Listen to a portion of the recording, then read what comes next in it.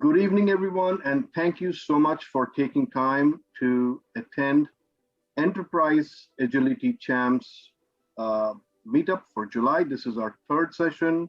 We are a young and new meetup, which was just formed this year, a couple of months ago.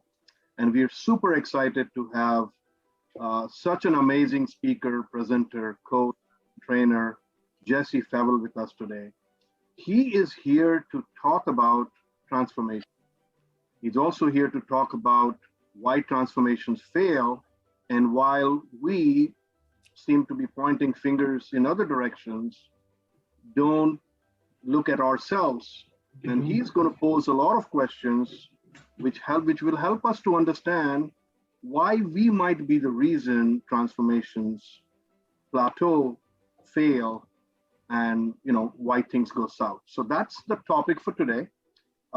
Jesse doesn't need a whole lot of introduction. He is from the DC area, and he has really been involved with the community. I have personally known Jesse since 2009, when I had invited Jesse to help my organization then to be transformed. And I think our relationship started then, and we've always been in touch. He's really helped me throughout my career, and I'm super excited to share the stage with Jesse today.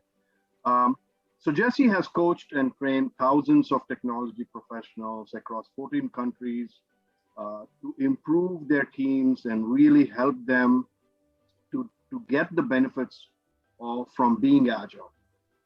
He has transformed the management field by creating and refining multiple certification programs and writing publications, reaching over 500,000 readers. His industry contributions have earned him an IEEE Computer Society Golden Core Award. So that's amazing. And he's also written an amazing book, and there are parts of the book that he's going to present today during the presentation. Without further ado, please help me welcome Jesse Fewell. Whoa, Toby, you're way too generous. Thank you so much for that super amazing introduction. Hey, everybody. Good morning, good evening, depending on where you're coming from. Particular shout out to Alberto, who's waking up. He's up late. He's up late right now. So thank you, Alberto, for joining us. We got other people from all across the world, all across different walks. It's excited to see some familiar faces here, and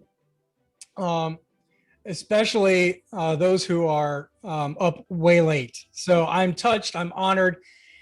We're gonna have a family conversation today, and this is for us, those of us who are change makers, who believe passionately that there's a better way to do work, and maybe you've found a technique or a method or a framework or a philosophy that resonates with you, and you're sharing it with your coworkers, and it's just not going far. And there's just a lot of things that we can point to. And I've been wondering a lot lately, maybe it's time for me to look in the mirror. And so this is today's content that I'm going to share with you is the result of a little bit of insight from the book, but also interwoven with some very hot debates that have been had recently about how do we go about change, and in particular, what does it mean? What does change even? What does organizational change and transformation even mean? And I think maybe we want to start off with a chat poll. We want to get a sense from you and where you're at in your organizations. So in the chat window, I want to invite you to just type the first thing that comes into your mind. What are some signs that your transformation is frustrated, is stalled, is falling, maybe even going in the wrong direction? So Jason says, managers still asking about metrics. Yeah, show me the numbers. It's like being at border control. Well, all your papers, you may not enter without your papers. Subasis is saying, that the team is still disengaged. They don't feel the inspiration that I feel when we're talking about collaborative, innovative, empowered teams. They don't feel, why aren't they motivated the way I'm motivated? Eve's saying the change is not sticking. People are snapping back to old habits. They're going back to their comfort zone. Shibu's saying the lack of ownership is a sign that the transformation is not having the impact that we want. Toby is citing mega pushback from mid-level managers. We see this pattern a lot. We have bottom-up enthusiasm, top-down mandate, and then it all comes to a screeching halt with the middle managers. Rick is saying people still want to do things the old way. Rashmi, a lack of leadership capacity to drive change. Yeah, so here's one. All of you will transform by the end of the year. All of you will change your mindset. All of you will change your behaviors, but I will stay exactly the same. So Rashmi is international leadership coach. And so she and I share a conviction that if you mandate transformation, you probably need to also role model that by transforming yourself, senior leader. Maru is saying just emotionally distressed and miserable workplace environments where if it's still miserable, the transformation is not having impact. And Jim is saying a number of organizations feel forced to adopt Agile. So Agile becomes in name only, and it becomes inauthentic and skin deep. And Michelle is talking about innovation is not happening because if it's not happening, if we're not seeing the things we want, probably fair to say the transformation is not going well. So those are some good signs. Thank you everybody for the chat poll. We're going to do another chat poll a little bit later. And so we want to talk about this. We want to talk a little bit about maybe we're creating some friction here. Maybe we're the ones that are the source of the negativity around the transformation. And maybe there's an opportunity for us to create even more focus on the transformation, what it's supposed to be, what it is, what it could be. What if we can have more clarity for ourselves and then give more clarity to others and then transform the transformation itself? And we want to talk about reframing your transformation from the transformation from being a thing of friction to being a thing of focus. And we've got 3 topics. We want to talk about the pace of the transformation, the values of the transformation, and the language of the transformation, and how each of these can be reframed from friction to focus so that we can move away from being discouraged, disheartened, disappointed to being catalyzers that are catapulting us to the next level. Friction to flow. Thank you, Mauro. That's good. That's good. That alliteration's even better than the one that I came up with. We're also going to be talking about this through the lens of the 3 personas. These personas, I've shared them with you before in my in the book, Untapped Agility, where we talk about transforming your transformation regardless of what level of the organization you find yourself in. Are you a Scrum Master?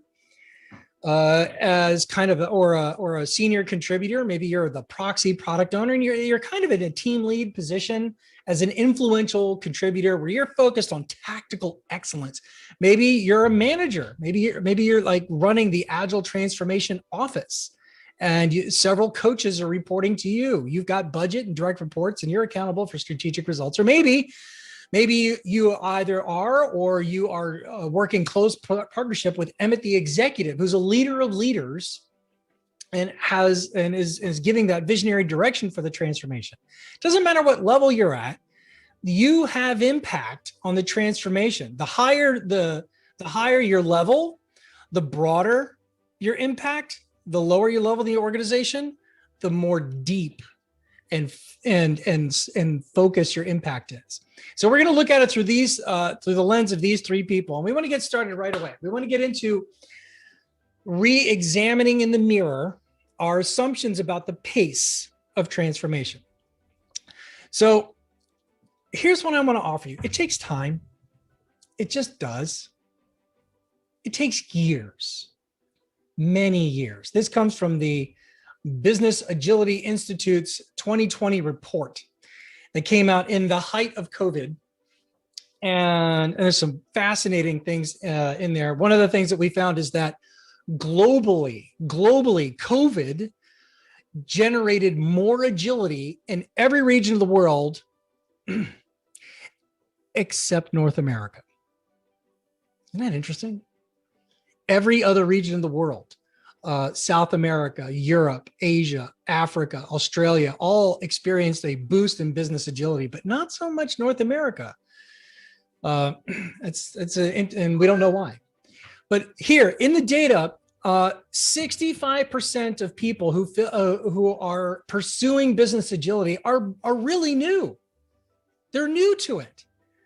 They've got less than 3 years. And what we see is at that 3-year mark, that 3 to 5 year mark is where you start to see a real boost in maturity levels. On a scale of 1 to 10, how mature is the agility in your organization as a whole? And you can see here the early starters are only a 4 out of 10, 4.2 out of 10. And then the most experienced ones are about 6 out of 10 on average. And so if you look at that from beginner to most, from 0 years to 8 years, that's a 50% boost in agility scores. That's amazing. 50% more agility, but it took 8 years. It takes time. Here's another one. I'm a big fan of measuring your culture using the competing values framework.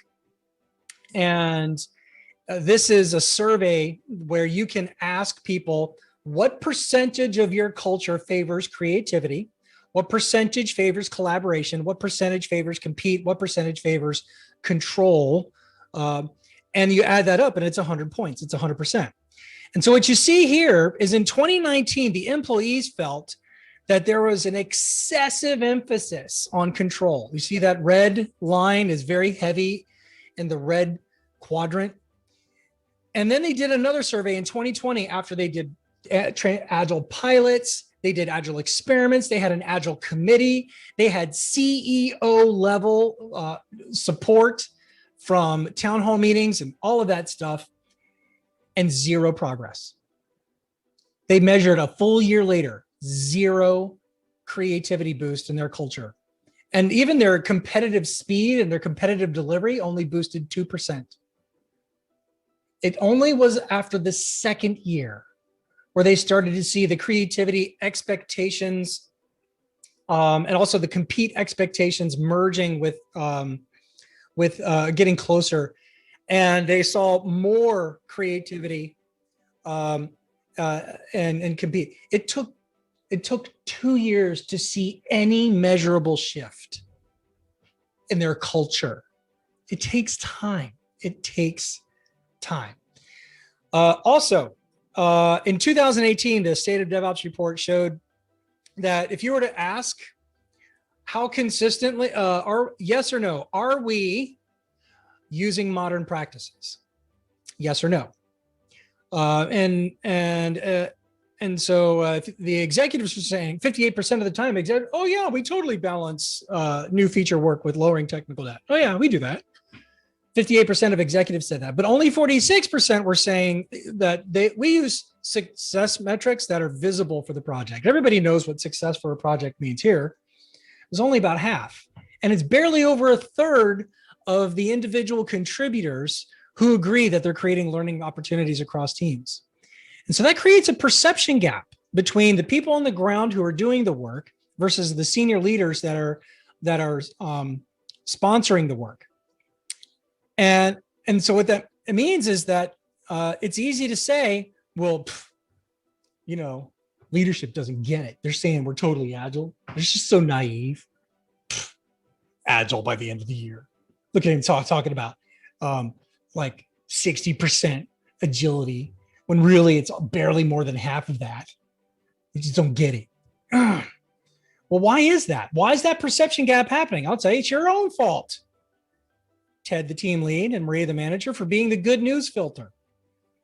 If you're bitter about them not getting it, if you're bitter about them not appreciating the struggles, it's probably because you're not exhibiting the courage to speak the truth. And then how might we, as change agents, amplify that truth so that it actually does get to the senior leadership levels? And there's more alignment now between the top, the middle, and the bottom. So that's something to consider. So here's the reframe. The reframe on the pace of the change, the pace of the transformation. Oh man, they keep snapping back to old habits. You know, we've made progress and now we're going to have to make it all over again. And it's just, what if instead we zoom out and we challenge ourselves to think instead of it's a roller coaster ride. Yeah, we're going to have our ups and the downs, but the direction, our trend is moving in the right direction. And that might be a different frame of reference. So here's how you might reframe. Number one, embrace where you are in the growth journey. If we were to use a metaphor of planting seeds and growing fruit, there's 3 stages you might find yourself as a transformation leader, as a change champion. You're probably sowing seeds, growing and nurturing, or harvesting and pruning. And so you be aware of time. That if you're the one sowing the seeds, you might not be there long enough to see the fruit 5 years later. Either you're going to move on, or you're going to get reassigned, or the people that you're investing in are going to move to another place and they're going to form new teams that are a little bit readier for agility. You might not even be there long enough after the initial ideas and pilots and experiments before there's a formal transformation announced in growing and nurturing. So embrace where you are. And the reason that's so challenging is because we want to be where the good stuff is. I mean, who wants to be in a toxic work culture that needs agility? We want to be over at the super awesome place that has all of the fun. We want to be on board the fun bus. We want to be on board the fun bus where people are partying with all their innovation and collaboration and high fives and working agreements and continuous delivery. That's cool stuff and it's super rewarding and they don't need us. It's the agitating people that need us. It's the sick people who need a physician. And I know it's just tough, right? Because we want to be with all of the good stuff, and we want to be the ones to make the good stuff happen at the same time. But who has 5 years to waste on the audience that keeps snapping back to old habits? Except that's exactly what it takes. As you saw from the data, it takes 5 years, 8 years to get awesome, 3 years to get started. Here's one way that you can keep the hope alive. One way that you can keep the hope alive over the long haul, over a long amount of time, is measure leading indicators. Leading indicators versus lagging indicators. So depending on the outcomes that people want, what do they want out of agility? They want more predictability? Do they want more quality, value, or speed? Well, it's going to take time to determine whether we hit our budget schedule overruns. I don't have a year to wait. I want to see some progress before the end of this 1 year project. And the return on investment, the ROI or return on mission, that takes forever. That's a lagging economic indicator. What are some leading indicators that we can use for predictability? The say-do ratio on each iteration. That's good. Value, leading indicator for value. It's, how do we measure subjectivity of prioritizing a backlog? Yeah, I don't know. Maybe we just do business value points. Google it. It's an interesting technique. It's a good proxy measure for value, but because value is going to take a long time. And so then what if we change our language? If you're like me, you've seen a number of teams that still have carryover from one iteration to the next iteration. I've been working on this user story for the last 2 months. Oh, it's agitating. Well, focus might be talking about our say-do ratios being 92% over the last 3 sprints. And because of that, we're actually looking to deliver this epic at the major milestone. We have so much technical debt. It's out of control. Well, let's measure it. Let's measure that technical debt. Let's estimate all of the items that it would take. And then we find out in 6 months, we've burned that down by 40%. And new defects are down by 80%. Culture here is still command and control. There's a lot of people talking Agile, but they're not being Agile. How do you measure that? Well, as we saw with the culture survey, that takes a long time to see a lift. It took 2 years to see a measurement, but we can start counting how many people are happy. We can start counting how many people are saying positive things. So here's the reframe. From highlighting what's wrong to highlighting the progress made.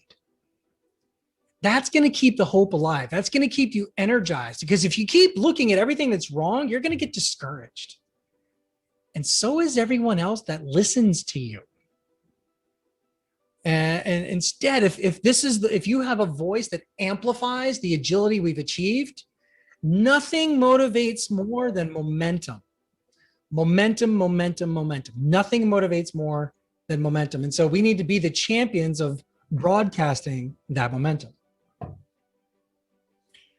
Second reframe, transformational values.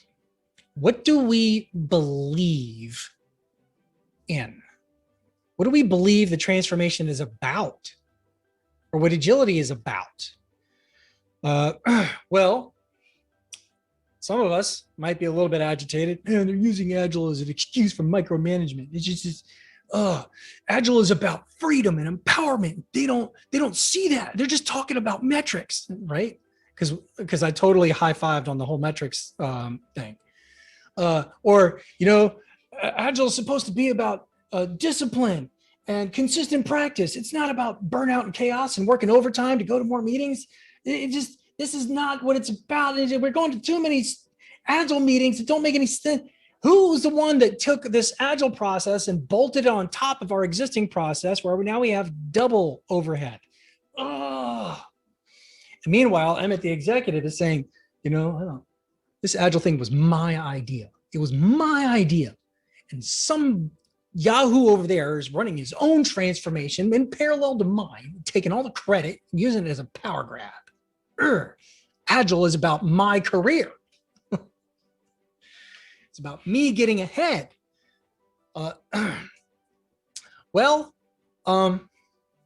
It turns out we all believe different things. We all have different expectations. This is, so remember that competing values framework that I showed you earlier? Well, let's explore it a little bit more. 4 core values, virtues, aspirations of more collaboration, more creativity, more competitive drive, and then more quality and consistency where everything is under control. Because if it's not under control, it's out of control, where we do things right, even if it means we have a fewer ideas. And if you can see, each of these virtues comes at the expense of another virtue. You can't have all of it to the extreme. So for example, if you want creativity, never kill ideas, cutting edge, imagine the future, take risks. That's a lot of creativity, which is in tension with being safe and reliable, being efficient, being predictable, being consistent. Because if we're over here being safe, reliable, efficient, predictable, consistent, there's not a lot of ideas happening. There's not a lot of risk taking happening because we do things right. We do things right. Likewise, if we want to be collaborative, where everyone gets a voice and we're a family and we have lots of loyalty to each other and we plant seeds and trust nature, well, that kind of, we do things together, even if it means we go a little bit slower to make sure we're on the same page. That runs in direct tension with that competitive drive, or we go fast with stretch goals. We do whatever it takes, up or out. And so agility for one might not be the same as agility for the other. So I can tell you that high performance at Amazon is not the same thing as high performance at Ben & Jerry's.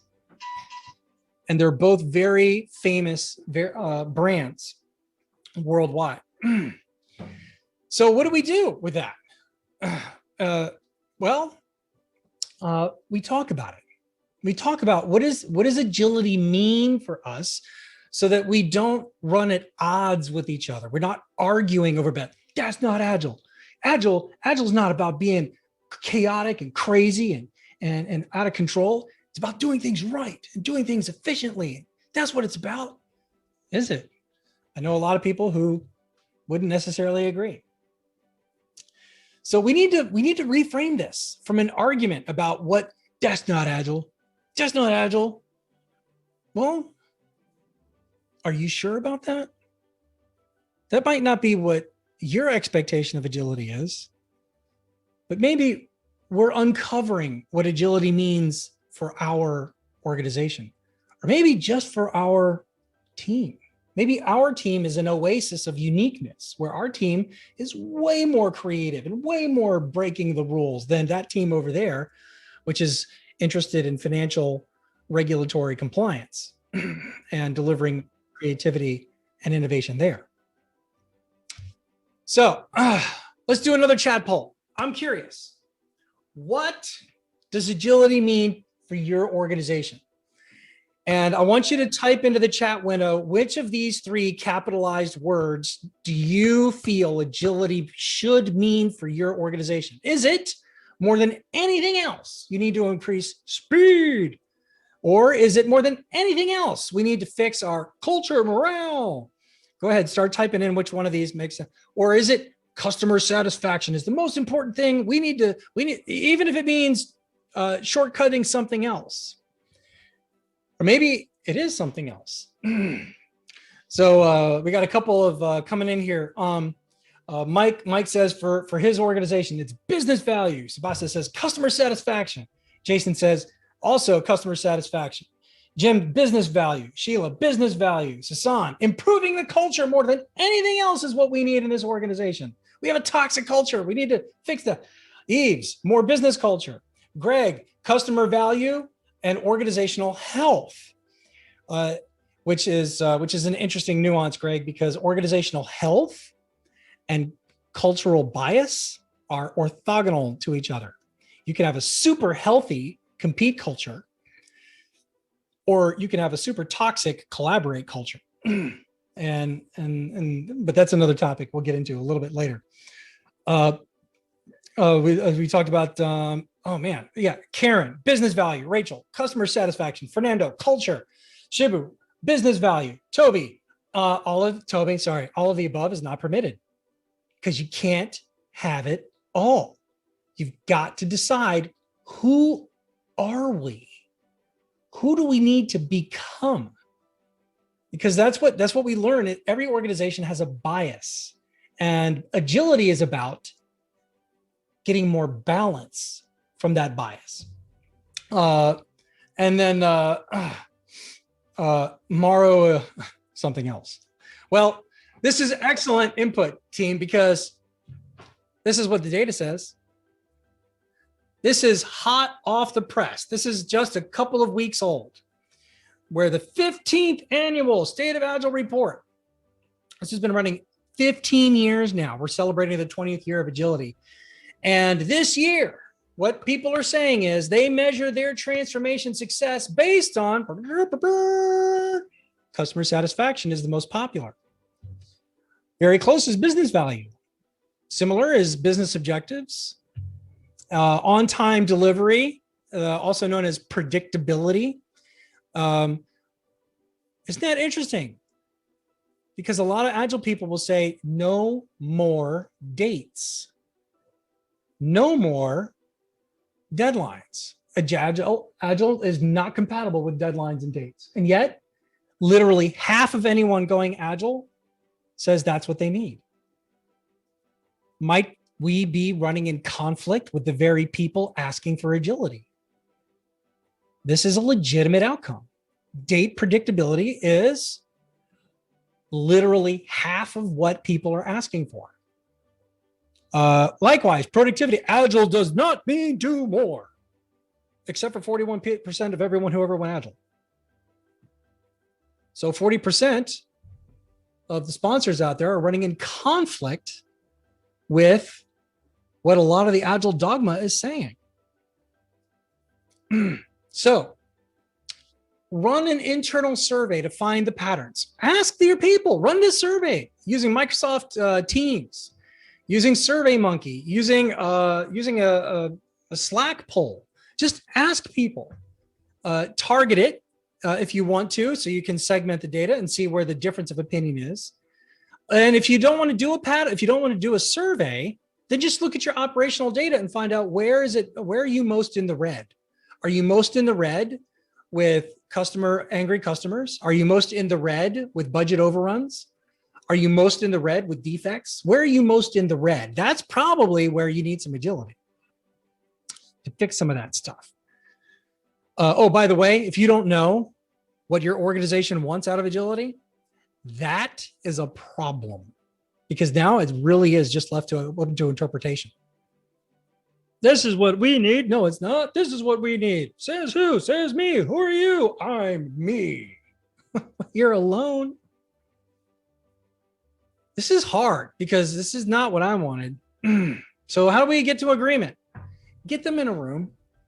And by them, these are the key stakeholders.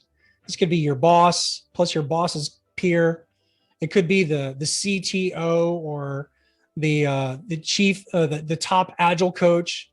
Could be running this meeting here. This is me in Florida running exactly this with the woman there in the lower right-hand corner. She's the deputy CIO, and this is them just getting together on a whiteboard saying, what do we want out of agility and what do we need to get it done? The one on the right-hand side was last year at a financial services organization. It was virtual, and it was in Microsoft Teams. We opened up a Microsoft PowerPoint file and we dragged and dropped boxes on a virtually collaborated Microsoft PowerPoint file. It wasn't the most sophisticated thing, but it was COVID. We're trying to figure this out. And what came up was risk, speed to value, predictability. For them, all the risk was around dates. They were an example of one of those senior leadership teams that for agility means reliability. So here's your homework. As a change maker, as a transformation leader, run a self-audit. What do you want? Why are you doing this? I believe in craftsmanship, empowerment, and continuous delivery. Awesome. Those are virtues. Those are absolutely legitimate agility outcomes. It might not be at all what they want. They might want more productivity, more speed, predictability. And so you have to challenge your own servant leadership mindset at this point.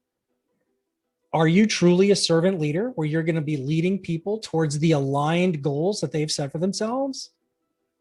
Or does that run sufficiently against your own convictions where it's time for you to find another job? Because you just can't. You just can't go to the office helping people be more productive. I just can't.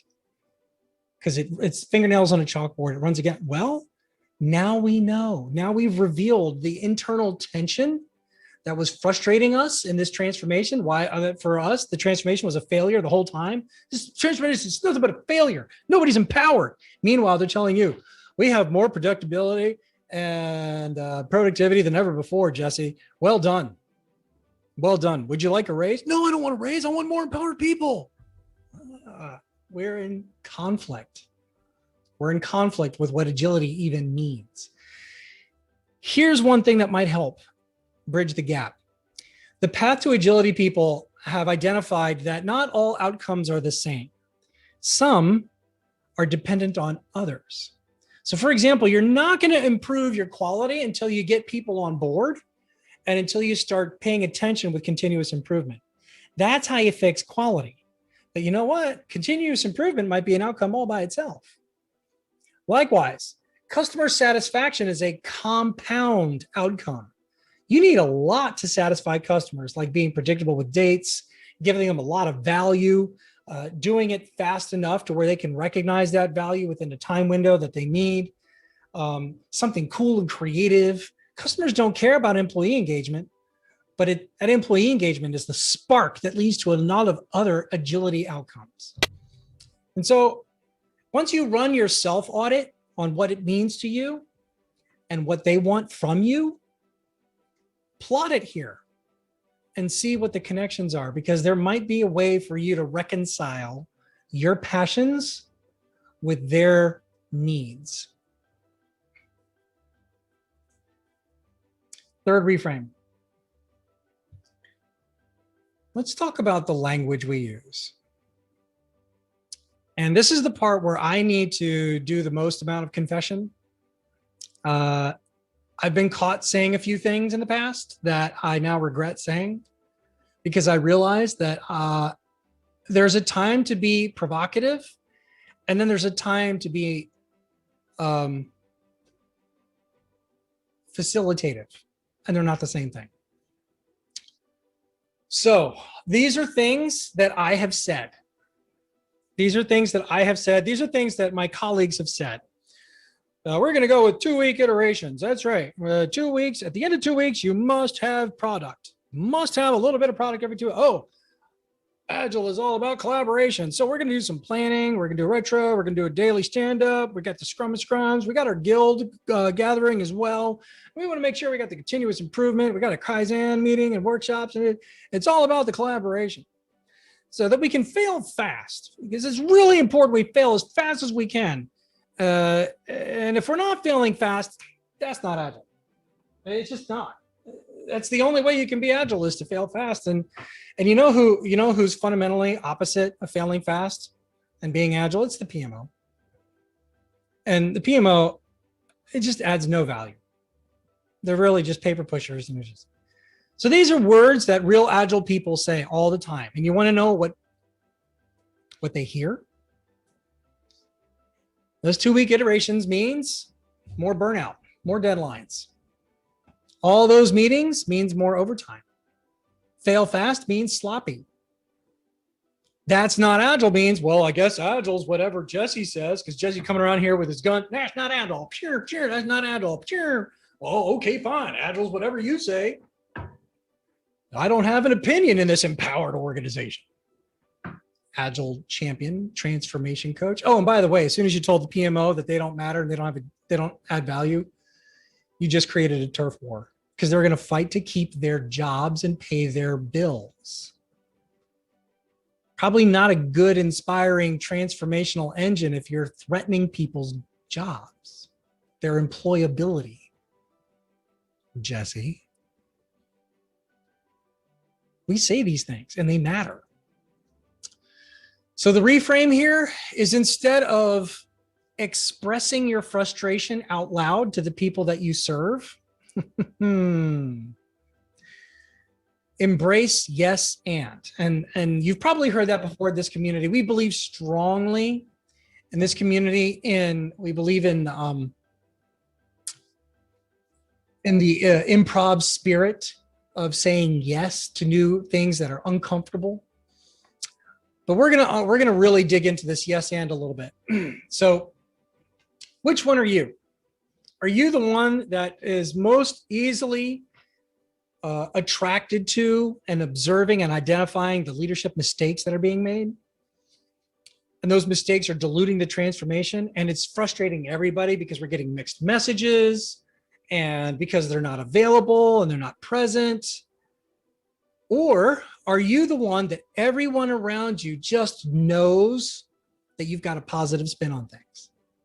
That, you know what, the leadership team, they're doing the best they can.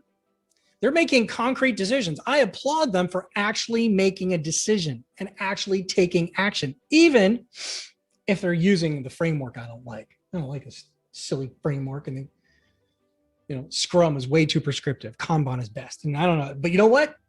They made a decision. God bless them. And because of that, we're sparking conversations we've never had before. And that conversation is leading to micro momentum. Which one are you? It's a rhetorical question, because I can tell you that it's super easy to see what's wrong, because that's why we're here. We're here to change and transform the organization to what's better. But the more you look at this graphic, the more you start to reveal to myself, anyway, that there's two different mindsets at play here. There's a fixed mindset and there's a growth mindset. And it might be that the people who need the growth mindset the most are the transformation leaders themselves, because they've got a very fixed mindset about what this transformation is supposed to look like, what agility is supposed to like, and where we're supposed to go, and what it all means. It's just this. That's not agile. Anytime somebody says that's not agile, we might have a growth mindset opportunity. I said this before. Your transformation is not a failure. This is the big crescendo. This is the big, exciting conclusion. So it's only just begun. So we started off in the beginning by asking, what are some signs that your transformation just sucks? What are some signs that you just want to, stick a fork in your neck? Oh, I can't stand it. That you just want to drink some bleach. Here's mine. Oh, I had another day at the office. Transformation's killing me.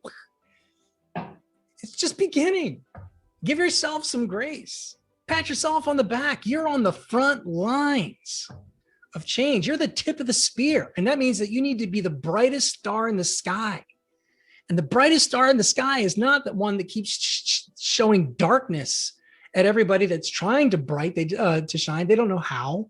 And so their brightness is looking like, I don't know, orange pudding. Yeah. But it's the best that they can do.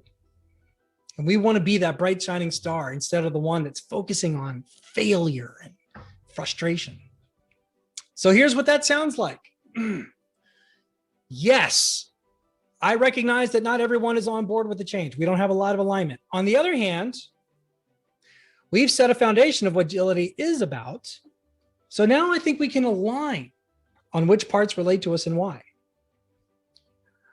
Likewise, if there's only one department and it's like, this is Scrum or Fall, this is Water Scrum Fall, it's fake. It's just, yes, I realize that agility is so far localized just to one department. On the other hand, we've set a foundation for others to follow. We've maximized our own internal integration, our own internal quality standards, and now we can be a role model for the other parts of the life cycle and the value stream. They weren't ready for it until somebody else went first. It's Scrum or Fall, and it's inspirational to everyone else. Yes, I recognize that our practices are immature. People writing user stories that are really horrible. I get that. On the other hand, we've set a foundation to evolve from. It might be that we might be able to set the textbook aside now and start evolving and tailoring these practices to fit our context. Now that we've got the basics. Yes, I recognize that we're getting snapped back to the old habits. It's frustrating. We've been trying to move forward. On the other hand, we've set a foundation of structural changes. And so although those structural changes are in place and we're seeing some old habits, still some command and control, we can add a little bit of substance now to the transformation by adding some cultural elements, like maybe some new leadership talking points about what it means and why. So yes, it's painful. It's frustrating. We're in transition, which means it's messy. And let's recognize and celebrate the progress that we've made. Speaking of progress, here's a major celebration in that same report, the 15th State of Agile report. When you ask, what are the barriers to transformation? What are the barriers to making agility a real thing? What are the barriers to us getting more agility? It used to be when we first started doing this, like I had anything to do with the survey. I had nothing to do with the survey. It used to be when the survey first began, 80% of everyone was saying the culture was the problem. Now it's only 4 out of 10. That's a major celebration. To say 15 years into the Agile movement, 20 years after the 20 years after the manifesto and 15 years of taking this survey, we've moved from nearly everybody having difficulty with their culture when it comes to transformation to less than half of people. That's awesome. But then take another look at this list. Some of this might be familiar to you. Like the thing that's disrupting our transformation is that there's inconsistent practices. The culture is still a problem. This is number 2 at 43%. That also there's a lack of experience, and we have insufficient training and education on what agility means.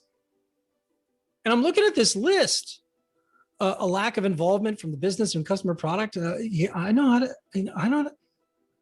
These are my responsibilities as a change agent. It's my job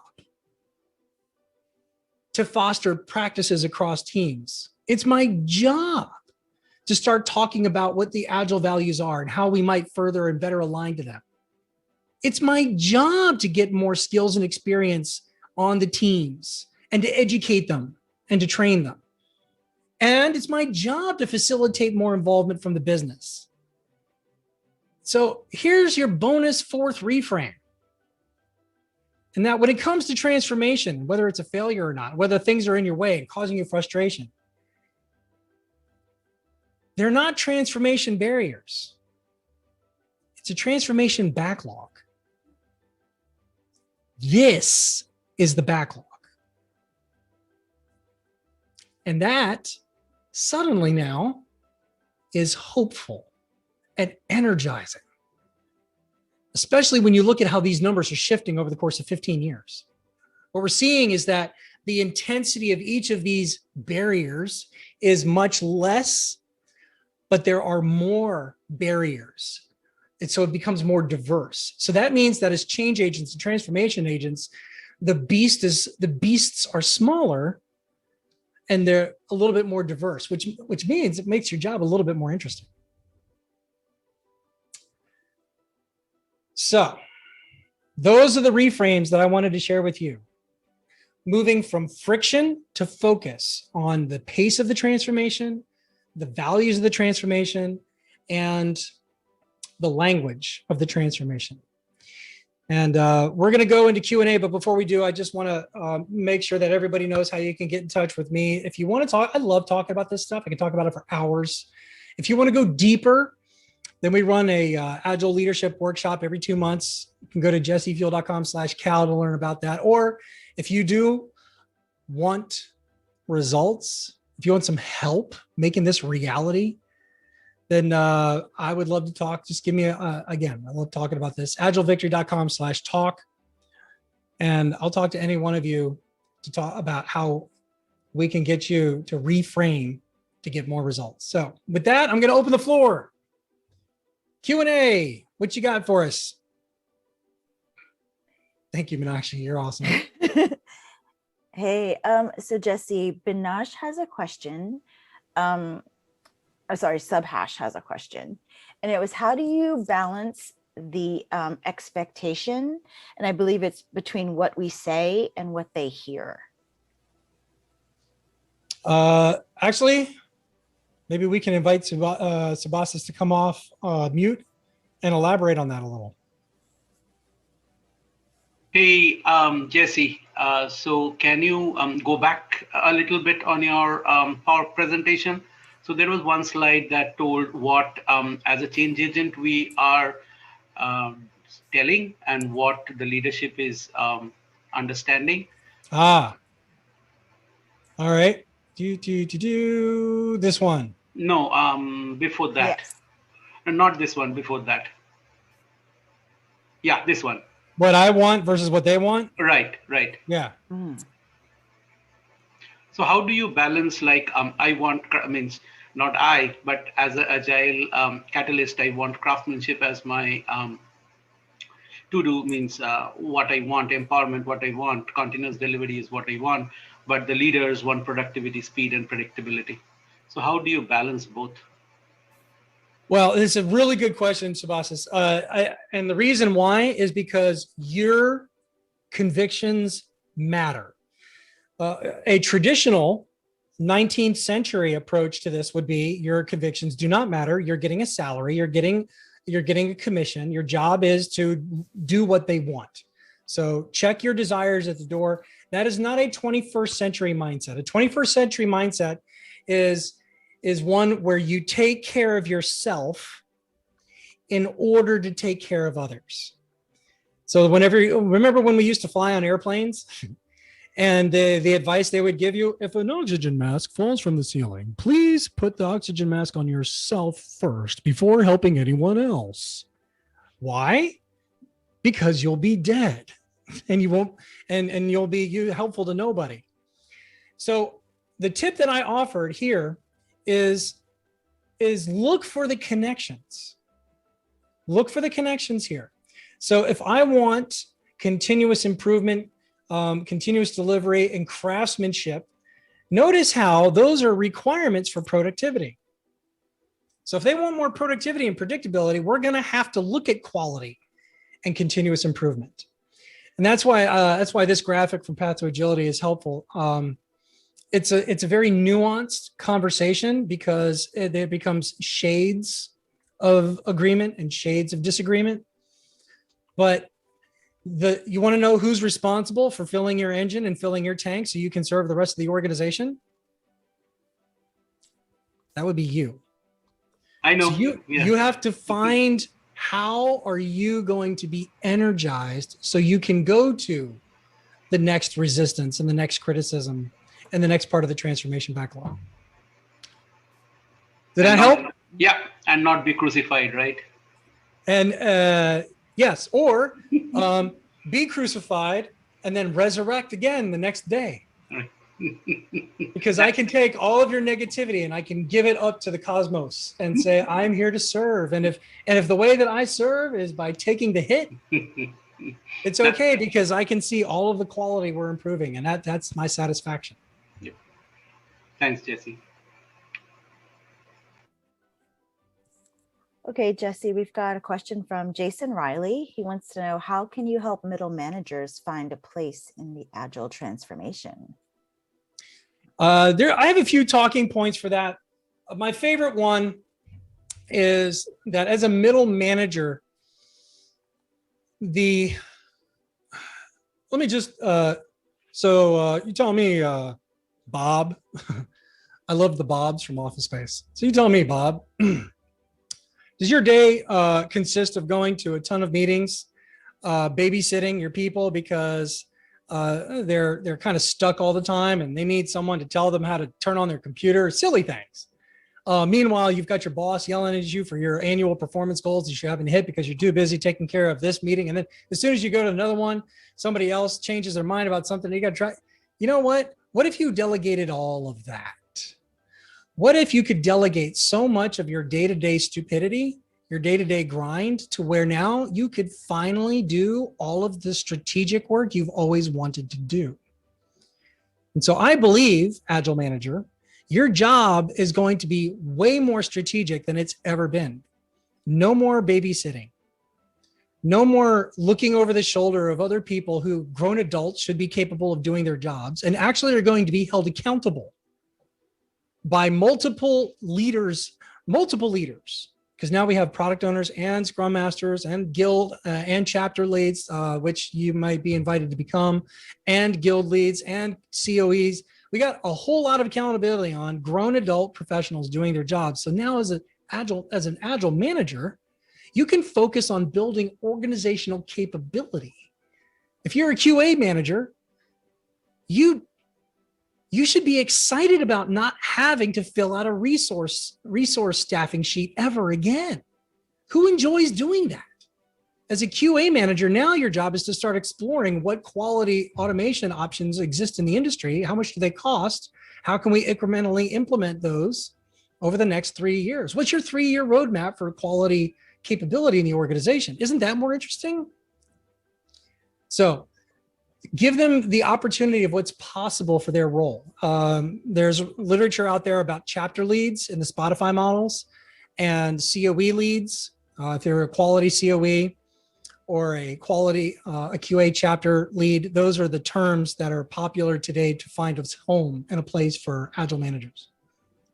So Jesse, maybe I wasn't listening clearly to what you said, but some of what you said led me back to the bullet points about being careful not to tell them that their job is disappearing.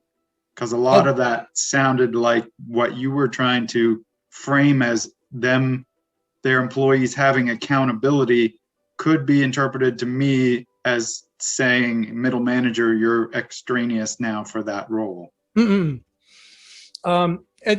so, Jason, thank you for making that point. It is super critical that agility means goodness to everyone. It has to.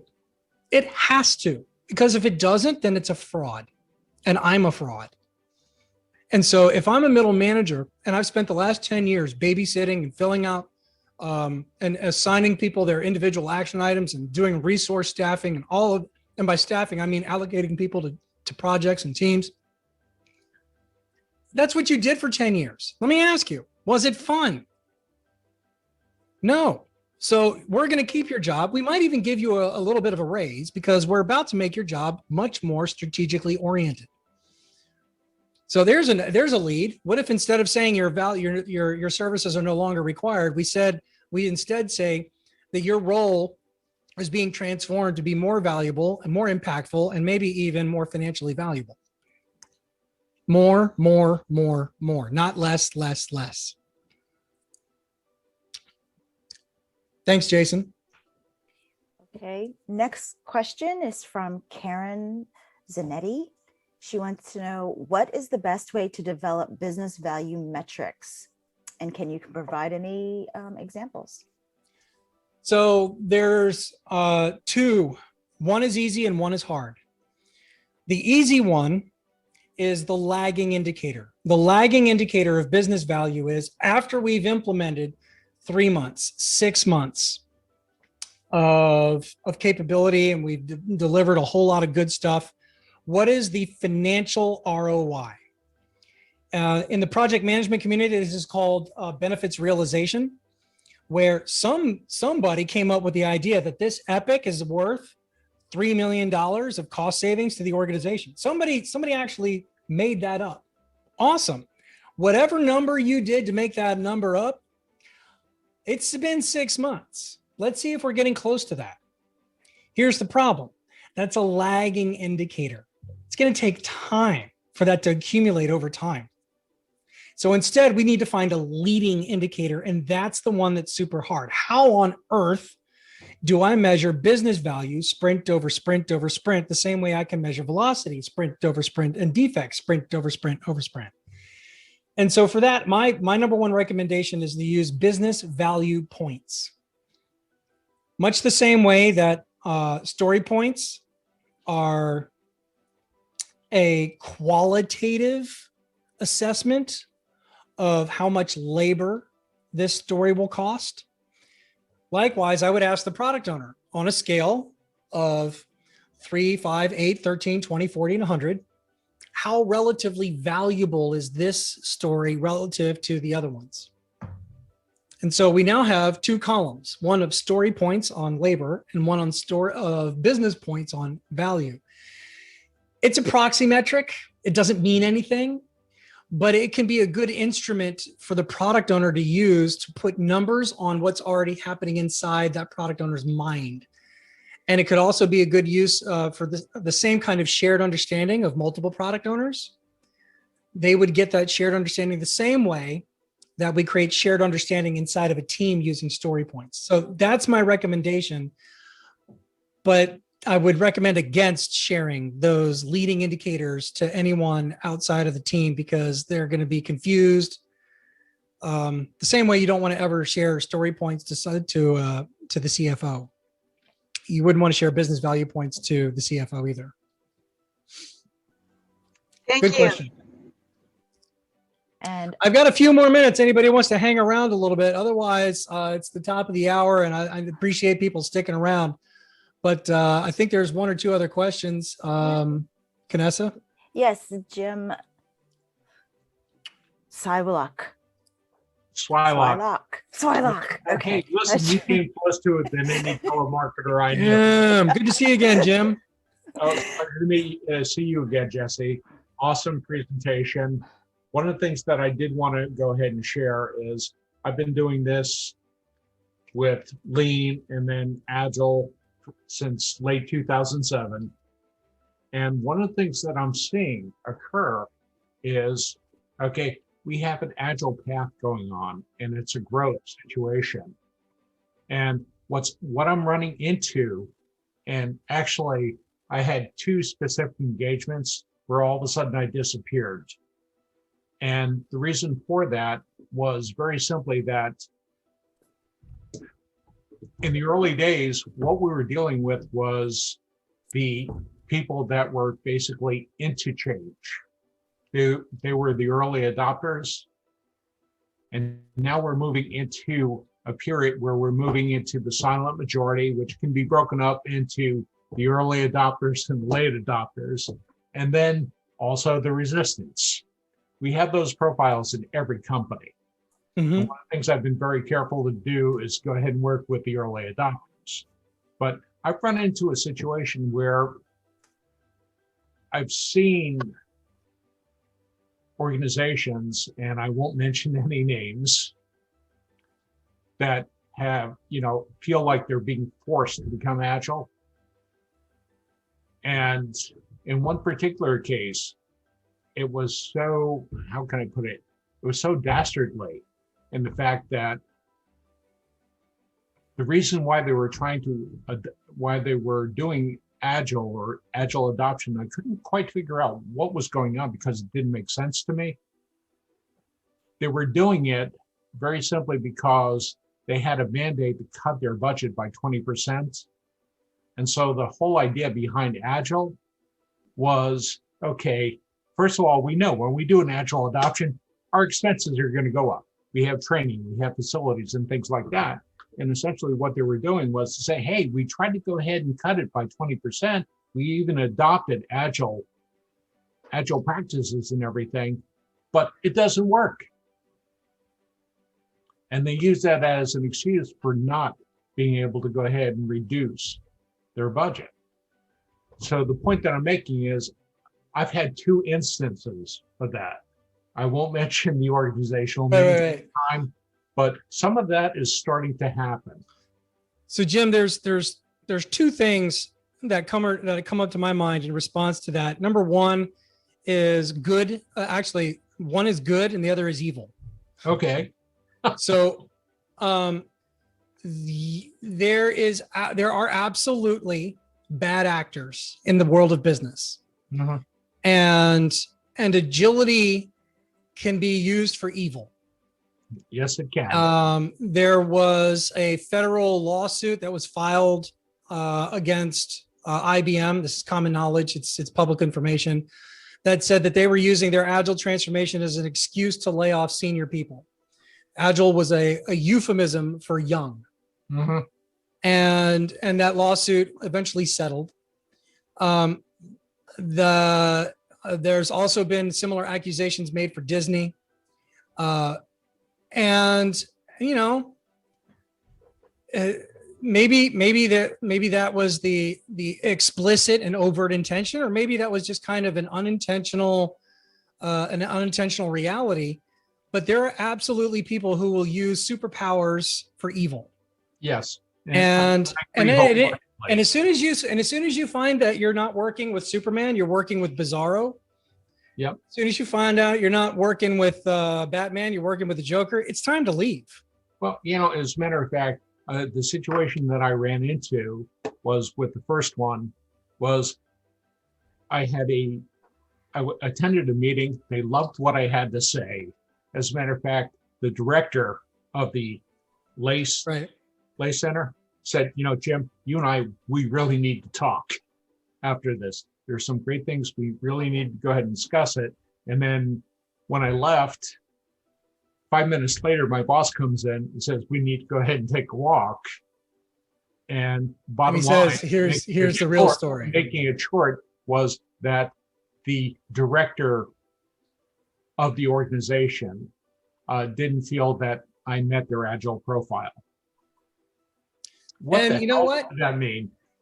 And you know I what? left. Yeah, I was gone. You but can't control that. That happened to me twice.